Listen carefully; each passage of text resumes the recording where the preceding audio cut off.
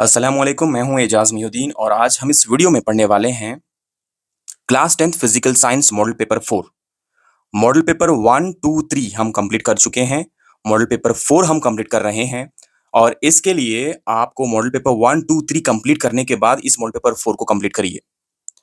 और इसमें मैंने बहुत सिंपल और इजी आंसर्स जिस तरीके से बहुत इजी वे में एक्सप्लेन किए हैं, आप लोगों को याद करने में और समझने में बहुत आसानी होगी, उस तरीके से मैंने यहाँ पे सारे आंसर्स को एक्सप्लेन किए हैं। ठीक है? ओके। आपके एग्जाम के मोटिवेशन के लिए अल्लामा इकबाल फरमाते हैं, सितारों से आगे जहां और भी हैं, अभी इश्क के इम्तिहान और भी हैं, तेरी जिंदगी से नहीं ये फिजाएं, यहां 100 कारवान और भी हैं। इसका मतलब यह है कि कामयाबी का सफर कभी खत्म नहीं होता। कामयाबी के बारे में सोचना और हमेशा पॉजिटिव माइंडसेट लेके चलना आपको लाइफ में बहुत ज्यादा चीजें अचीव करवाता है। जो हम हासिल कर लेते हैं वो तो हमारे पास रहेंगे, उसके बाद भी नए गोल्स होते हैं जिनके बारे में हमको सोचना है। अगर हम नए गोल्स के बारे में सोचेंगे तो जिस चीज को हमने हासिल किया है उस लेवल से आगे बढ़ जाएंगे। वही तो अल्लामा इकबाल ने फरमाया, सितारों से आगे का मतलब है लिमिट्स को तोड़ना। हम ये सोचते हैं कि हमारे लिमिट्स जो हम सोच रहे हैं हमारी सोच के हिसाब से है।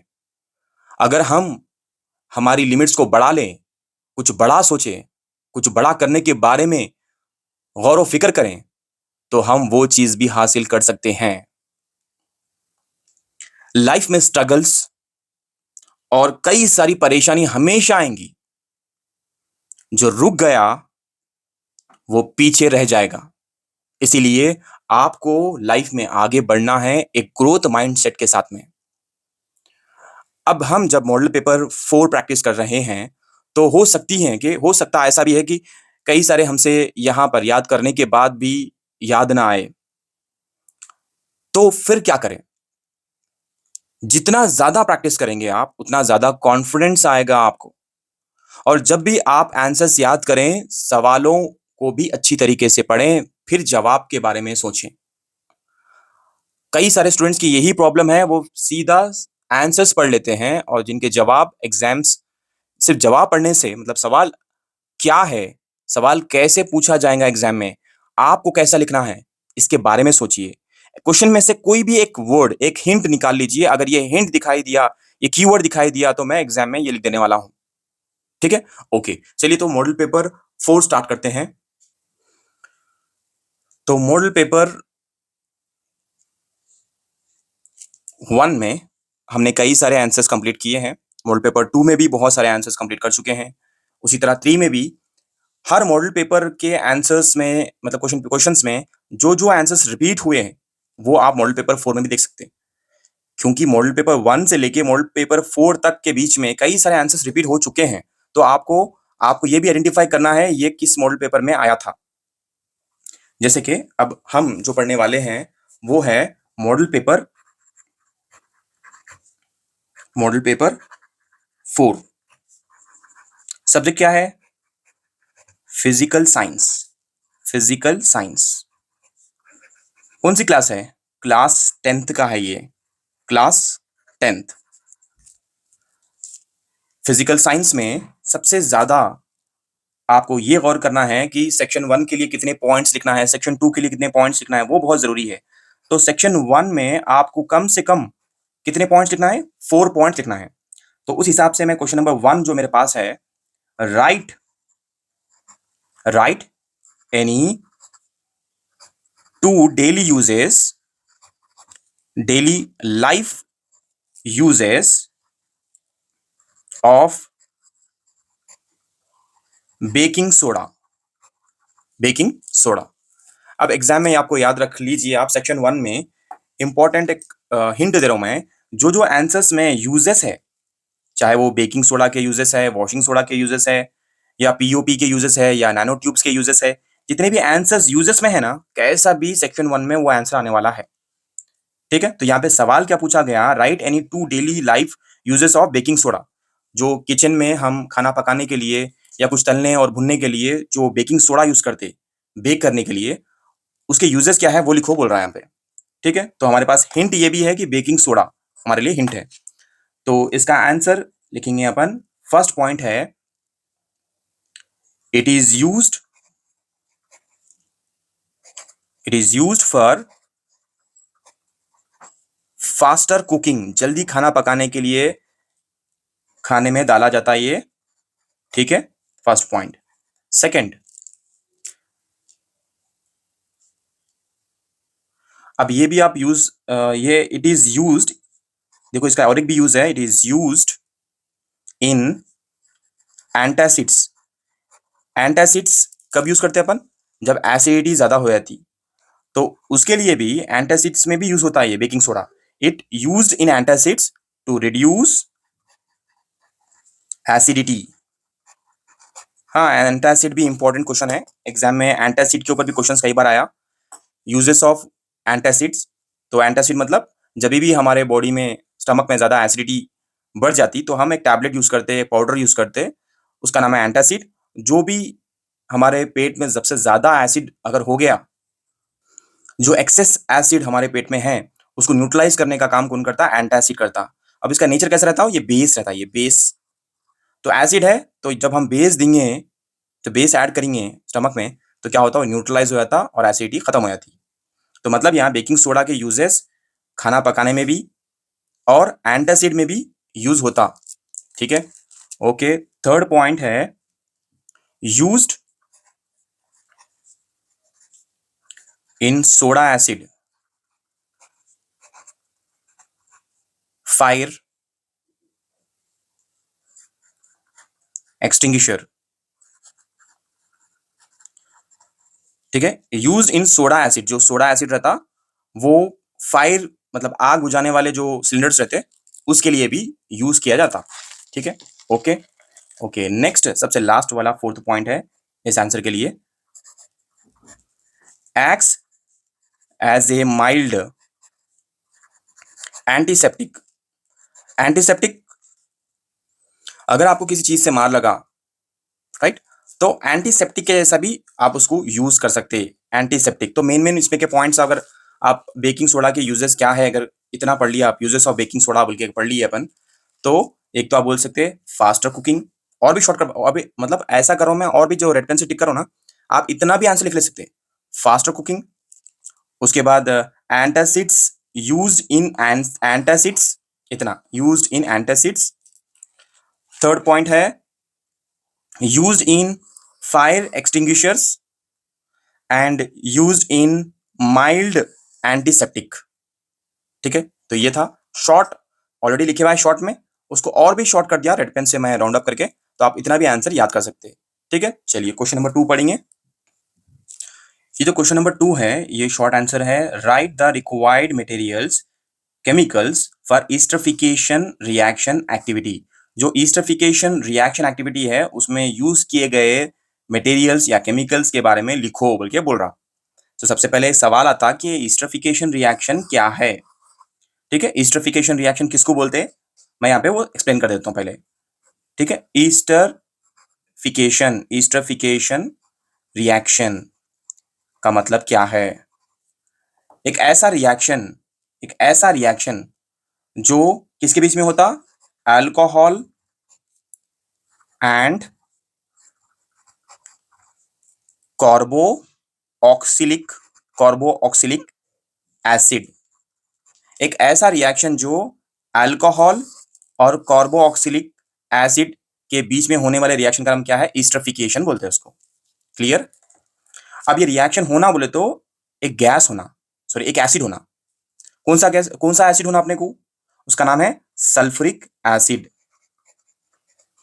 सल्फ्यूरिक एसिड हो अगर ये रहा तो उसका फॉर्मूला भी है अपने पास, H2SO4 मतलब सल्फ्यूरिक एसिड। सल्फ्यूरिक एसिड जो है, ये इसके प्रेजेंस में जब अल्कोहल रिएक्ट करता कार्बोक्सिलिक एसिड के साथ, तो उस रिएक्शन को क्या बोलते हैं, ईस्टरिफिकेशन। ठीक है, ईस्टरिफिकेशन रिएक्शन। ठीक है, ओके। अब नेक्स्ट इसके थोड़े एग्जाम्पल्स लिख लेंगे। हालांकि ये एग्जाम आपको इसके बारे में नहीं पूछा, लेकिन एक्टिविटी के जो भी केमिकल्स है उसके बारे में पूछा, लेकिन अपन थोड़ा एक्स्ट्रा पढ़ ले रहे हैं अपन कि कॉन्सेप्ट अपने को क्लियर हो जाता। एथेनॉल प्लस एसिटिक एसिड क्या होता? Gives gives ethyl acetate, ethyl acetate plus water. बस भाई इतना बस काफी है। इसमें एक चीज आपको याद रखना है कि ईस्टर्स जो रहते, esters have a pleasant smile, बहुत मीठी खुशबू आती है, जैसे कि फ्रूट्स की, फ्रूटी स्मेल, फ्रूटी स्मेल। ठीक है, ईस्टर्स जो रहते हैव ए प्लीजेंट, बहुत अच्छी स्मेल आती होंगी, जैसे कि फ्रूट्स में से आती ना, वैसी स्मेल आती। तो हम क्या कर रहे थे, ईस्टरफिकेशन के बारे में देखिए अपन। ईस्टरफिकेशन बोले तो क्या बोले तो अल्कोहल, शराब और कार्बोक्सिलिक एसिड के बीच में एक रिएक्शन होता। ये रिएक्शन कब होता? In the presence of sulphuric acid के मौजूदगी में अल्कोहल और कार्बोक्सिलिक एसिड रिएक्ट करते। इसी रिएक्शन को क्या बोलते हैं? ईस्टरिफिकेशन रिएक्शन बोलते हैं। लेकिन ये रिएक्शन होना बोलते तो वहां पे सल्फ्यूरिक एसिड होना जरूरी है। इसका एग्जाम्पल मैं यहां पे लिखा, एथेनॉल प्लस एसिटिक एसिड। अगर आप इथेनॉल को मिला देंगे एसिटिक एसिड के साथ में तो क्या होता? इथाइल एसीटेट बनता प्लस वाटर। क्या फॉर्म होता? Ethyl acetate plus water. उसके बाद ईस्टर्स जो बने, जो ईस्टर्स जो रिएक्शन बना, have a pleasant Frooti smell, जैसे कि फ्रूट्स की जैसे स्मेल आती है ना, वैसी स्मेल आती, प्लीजेंट स्मेल। ओके, अच्छा इसमें हम क्या पढ़ने वाले थे, एक्चुअल क्वेश्चन क्या पूछा आपने को वो देखो। हमें एक से कॉन्सेप्ट समझाने की कोशिश करा आप लोगों को। रिक्वायर्ड मटेरियल्स केमिकल्स बोल के बोला। अपन मटेरियल्स भी लिखेंगे और केमिकल्स भी लिखेंगे, दो चीजें लिखेंगे अब। ईस्टरिफिकेशन में जो यूज हुए वो सारे केमिकल्स और मटेरियल दो भी लिखेंगे अपन। ठीक है, अब जो मटेरियल्स है मैं वो यहां पे लिख देता हूं। मटेरियल्स, मटेरियल्स इधर लिखेंगे, और जो केमिकल्स है वो इस तरफ लिखेंगे, केमिकल्स। डन। तो जो मटेरियल्स है उसमें फर्स्ट वन है टेस्ट ट्यूब,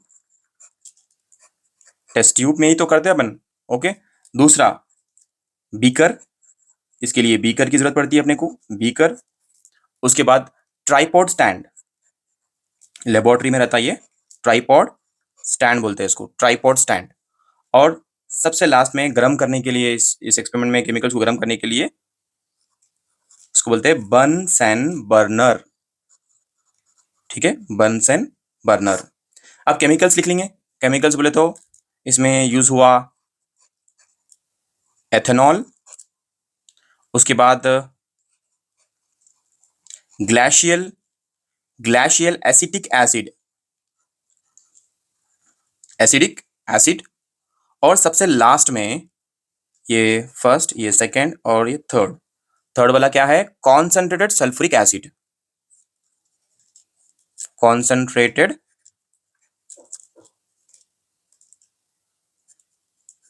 सल्फ्यूरिक एसिड। ठीक है, तो ये था सेकंड आंसर। तो सेकंड आंसर को मैं थोड़ा डिटेल में एक्सप्लेन करा। आपको सिर्फ क्या लिखना था बोले तो एग्जाम में ये पूछा जाएगा, एग्जाम में ये पूछा जाएगा। ठीक है, क्या मटेरियल्स और केमिकल्स। कब लिखना मटेरियल्स और केमिकल्स? जब भी आप देखेंगे ईस्टरिफिकेशन, ईस्टरिफिकेशन रिएक्शन एक्टिविटी बोल के बोलेगा, right the required materials chemicals बोला तो किसके? ईस्टरिफिकेशन रिएक्शन के। तो आपको जल्दी जल्दी क्या करना है, मटेरियल्स लिखना है test tube, beaker, tripod stand, Bunsen burner. और यहाँ पे इथेनॉल और ग्लेशियल एसिटिक एसिड और कॉन्सेंट्रेटेड सल्फ्यूरिक एसिड H2SO4। ठीक है, ओके। क्वेश्चन नंबर 3 है, what happen if convex lens is broken into two pieces. अगर कॉन्वेक्स लेंस अगर टूट गया दो पीसेस में तो क्या होता? तो वो लिखना है अपने को। तो फर्स्ट पॉइंट है फोकल लेंथ मे और may not change. Focal length change भी हो सकती है और नहीं चेंज भी हो सकती। First point. Second, optic centre, optic centre, optic centre भी मे और may not change, optic centre भी चेंज भी हो सकता, नहीं चेंज भी हो सकता। ठीक है। Third point, image image becomes less bright or or position or position changes। Fourth point है size of image. Size of size of image size of image remains same. Image का जो साइज है वो सेम हो सकता, या तो और लेंस पावर चेंजेस। तो मैं क्या क्या लिखा है यहाँ पे, क्वेश्चन मेरा क्या है, अगर कॉन्वेक्स लेंस रहता ना, कॉन्वेक्स लेंस अगर दो हिस्से में टूट गया तो क्या होता बोले तो, फोकल लेंथ बदल भी सकती, नहीं बदल भी सकती। फोकल लेंथ में चेंजेस आ भी सकते, नहीं भी आ सकते। फोकल लेंथ की बात हुई, उसके बाद ऑप्टिक सेंटर की बात हुई, ऑप्टिक सेंटर भी बदल सकता, नहीं बदल भी सकता। ठीक है। उसके बाद image becomes less bright, image का जो ब्राइटनेस है वो कम हो सकता, या तो पोजीशन चेंज हो सकती, इमेज की जो ब्राइटनेस है वो कम हो सकती, या तो पोजीशन चेंज हो सकती इमेज की। ठीक है। उसके बाद लास्ट है साइज ऑफ इमेज सेम रह सकता, या तो लेंस पावर चेंज हो सकता। ठीक है। तो ये सारे पॉइंट्स है इंपॉर्टेंट। इससे हम सेक्शन 1 कंप्लीट कर चुके हैं, क्योंकि एग्जाम में आपको 3 क्वेश्चन आने वाले हैं सेक्शन 1 में, तो इसीलिए अच्छी तरीके से प्रैक्टिस करिए। मैं शॉर्ट और स्वीट में आपको एक्सप्लेन कर दिया, इजी इजी पॉइंट्स है, इनको अच्छी तरीके से प्रैक्टिस करिए। ठीक है। इसके बाद सेक्शन 2 है, पार्ट 2, उसको भी आपको देखना है। आपको प्लेलिस्ट चेक कर लेना है बस। Model paper 4 physical science class 10 का प्लेलिस्ट में चेक करेंगे आप, तो आपको आसानी से मिल जाता। आप वहां पे मॉडल पेपर 1 अगर कंप्लीट नहीं करें तो मॉडल पेपर 1 2 3 उसके साथ में 4 भी रहता, आप 4 को भी कंप्लीट कर सकते हैं। ठीक है। Thank you so much. और चैनल को लाइक करना, शेयर करना, और सबसे इंपॉर्टेंट चीज है भाई सब्सक्राइब करना। अपना सब्सक्राइब ही नहीं कर रहे हैं, सब्सक्राइब करिए। अपने फ्रेंड्स को, अपने रिलेटिव्स को, जो भी 10th क्लास में हैं, उन तक ये वीडियो शेयर कर दो। ठीक है। Thank you so much. Allah Hafiz.